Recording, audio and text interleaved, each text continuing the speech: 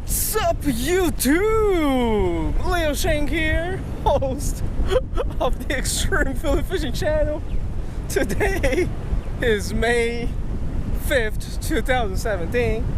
I think this is my 51st or 52nd outing of the year. Let me check this stuff, okay? Let me check it real quick. I'm laughing because of my own stupidity, you know? It's my 52nd outing of this year. So anyways, it's still here in South Carolina, in the Mount Pleasant area. I am at this place today called the Pickett Bridge Recreational Area.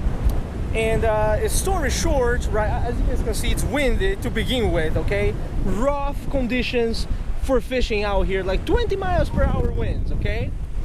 And you know, it's story short, it takes me about 45 minutes to walk down here to fish, you know. And I mean, this morning I just decided to take a stroll through the neighborhood, you know, get a nice feeling for the place. You know, I've been driving around everywhere, right, but you really get a feel of the place when you walk around and you see the residents, etc., right? So anyways, I was walking down here today, and after 25 minutes of walking, I realized that I forgot my bait in the refrigerator, man. I forgot my shrimp in the refrigerator, you know. But then I thought, this happens to everyone, you know. Every angler has been through this kind of problem before, you know what I'm saying? So I thought, let's improvise, you know. We go down there to the flats, maybe we tie on a little lure, you know, catch a little fish and hook it up, right? Then I realized that I also don't have any scissors, any knife, or any pliers with me. So how the hell am I going to chop the fish up?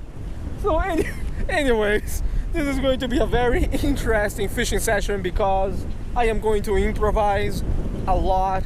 I have no clue how today is going to turn out to be. The overall place looks pretty shallow. It is called the lowland. I mean, you know, it's called the flats for a reason, right? So let me get my stuff set up. We're gonna start with some small lures, try to really catch some snapper blues, I guess, anything that is around. Hopefully there's something around, and we're gonna bait it up, chop it up, using rocks or something, I guess. And well, let's do some fishing. Stay tuned. There's something that I can use. This looks sharp enough.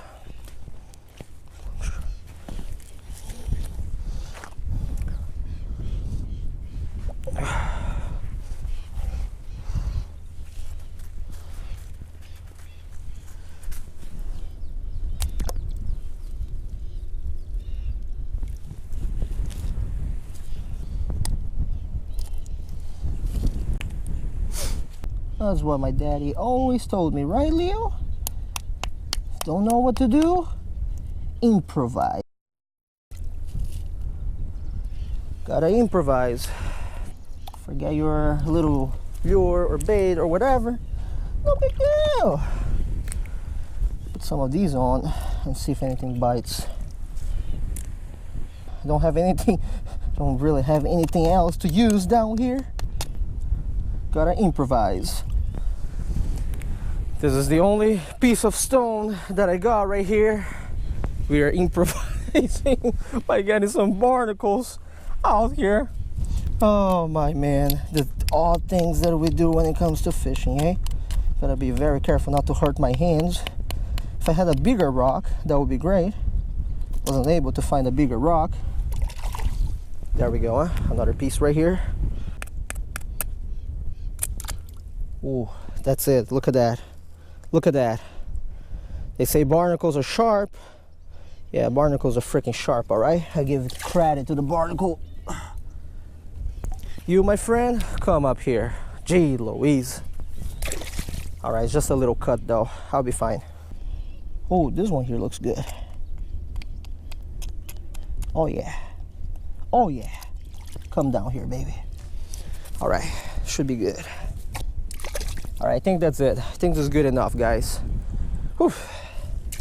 Got my hand bleeding a little bit. Salt water, you know, not really.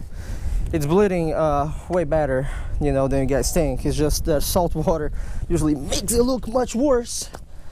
But yeah, it's not that much of a big deal. All right, we got all of these. Gonna smash it up, improvise a little bit, see what happens. That's what Under Armour's good for. Stepping on this little barnacle type things. Look at this. This is the meat. Gee, somehow it's very small. What the heck, man? This is all we got? All the meat? Well, I guess this is still better than nothing, you know? Alright, let's do this. Put in a small hook. See if any smaller species bites. Jeez Louise, the shell is so big. But this is the little midge that we were truly able to scoop up out of this little oyster. Yeah, that's not really a barnacle. It's kind of an oyster. But still, an oyster is an oyster. It seems to be holding good on the hook. I guess our improvisation is kind of working out, huh? This should be able to land us a small fish so we can chop it up to catch bigger fish. Let's do it. Saw something right here. Bite on my little piece of oyster. Size 18 hook. Oh, we got it. Gee, we had it. We had it. That's okay. That's okay. We got the next one. We got it. We got it, folks. Whatever this crap is, we got it. Drop shotting, a size 18 hook. What the hell is this? Oh, dude, it's a micro pinfish. Perfect bait, dude. I'm gonna live line this pinfish on my second rod. Let's do it. I really don't know how big the fish that pass here are. So, you know, I wouldn't dare risk put a hook that is too big. So I put a size, I'm using a size 2 hook right now. I'm just gonna hook this pinfish through the back. And you know, this is when you understand that the stuff that you were doing down there really paid off. You know, the oysters and everything. We are moving up the food chain. Check this out. Little pinfish, whatever gets this now, boys, is gonna be a big fish. All right, it's gonna be at least a game fish. So let's just cast this one right over here. Boom, there we go. Tide is kind of going down. This place is going shallow. But now that I got pinfish, I will try to catch a few more, save it as cut bait, you know.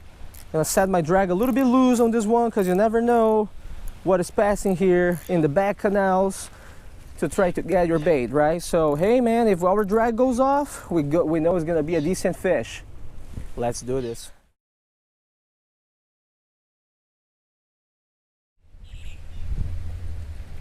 Oh, we got something else. What we got here? Is it another micro pinfish? Oh, hell yeah. This is what I call catching your own bait right here. These little pinfish, gotta catch some big stuff right here. Look at that. Oh, that's great. So I don't really have a knife for this little guy. Just gotta use the rock. Look at that. Not bad. Gotta use half of this fish as cut bait. The head part. Actually, having a rock out here ain't that bad. Look at that. Wow. Perfect. We're gonna put this on a size 2 hook because again, I don't know if you know, there's any really big fish around here. There we go, huh? We got our cut bait here. I mean, according to what people tell me, red drum is supposed to come to the back bays or whatever to feed on the bait fish, right? So what the hell, whatever happened to this red drum here? Now I do understand that the tide is going down instead of coming up. I get that part. So, you know, I kind of realized, right, maybe tide is not the best for us to be out here. But still, I would assume that the tide is going down. Some red drum is coming out from the bay or something like that, from the little creeks, you know what I'm saying? So we got one live fish and one cut bait. It's been raining and windy. Conditions are not prime, but man, hopefully we will land something big because, you know, I've been to a lot of trouble today, you know. Let's do this. Okay, what's going on with this pinfish here? Let's see what is going on with this pinfish. Pretty active little pinfish too. What the heck? Did something take my pinfish?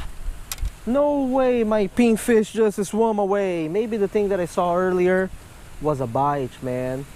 Damn, and I don't have live ones anymore, so well, it is the other half of the pinfish now. It's now or nothing.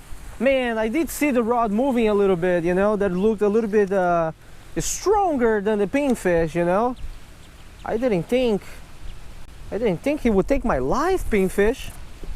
I guess maybe pinfish eat pinfish too. If I put the cut bait down there, maybe the pinfish, you know, will finish my pinfish in no time whatsoever. But I will have to catch more bait. Oh my God.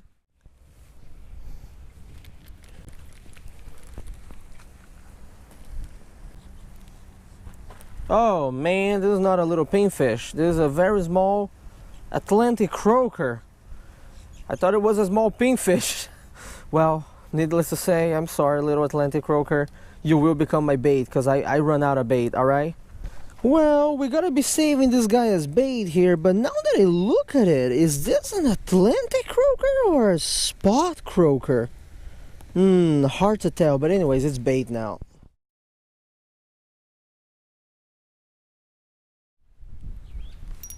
Fish on, fish on, fish on, fish on. What the heck?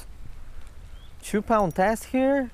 Little fish dares pull drag? What is this? Well, this is cut bait, whatever it is. Come up here, good cut bait. Oh, it's a pinfish. Oh, this is a nice sized pinfish, dude. You're gonna be amazing cut bait for me. Thank you, pinfish. Finally, you know, good stuff. On 2-pound test, everything feels nice. We got a little croaker and a decent sized pinfish now. We gotta use these all for bait at the end of the pier. Oh yeah, good bait. Quick update. So we are at the end of the pier, and as you guys can see, tide is going from high to low. We don't have a lot of water here, even for the end of the pier, okay? But I think that this little spot right here, you know, where the water kind of comes in, should be productive, or the spot here on the right side that it gets a little bit deeper, as you guys can see, should be productive, okay?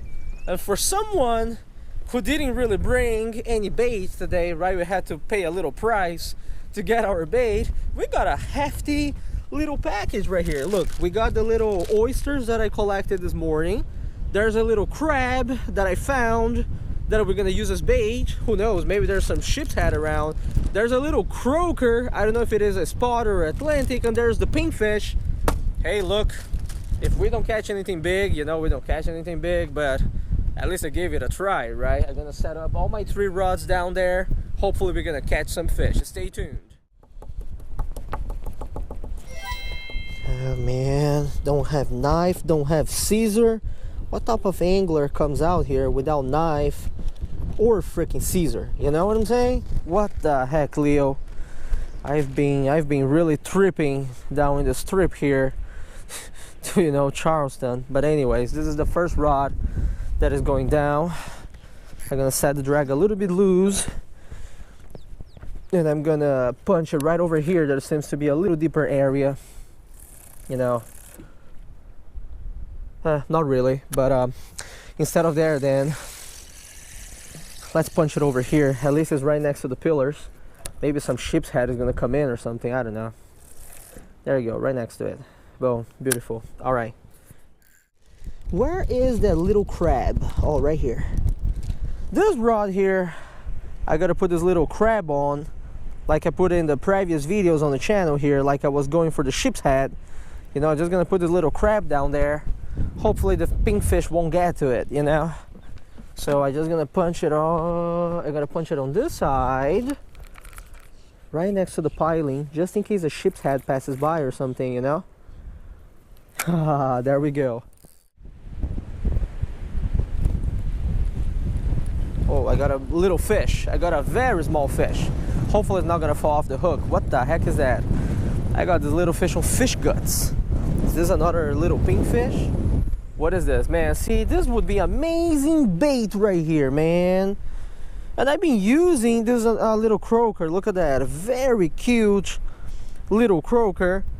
And I've been using the bait here, you know. The big fish are just not hitting, you know. I don't know why, guys, but look, this is a beautiful little micro croaker right here, you know. Oh man, very interesting morning. As you guys saw in this video, I have hit my time limit of 2 and a half hours down here. I have other spots to fish down here in Charleston, South Carolina today. What an interesting morning, huh? I mean, you know, things would have been a little bit easier if I really got my shrimp with me this morning, but I don't really regret forgetting the shrimp, to tell you guys the truth, you know? I mean, don't take me wrong, I am all about buying your bait in the tackle shop, but sometimes it is quite fun to do something like this, you know? You just go out there, no bait, improvise, right? And as you guys saw in this video, I did get my primary bait, right? The oysters. I cracked them open, hurt my finger a little bit, you know? And then we got some micro species, some micro pinkfish, micro croaker, and then I have them on my hooks right now. It's been soaking down there for pretty much 2 hours and not a single solid bite, okay? And look, I don't think that this place does not hold fish.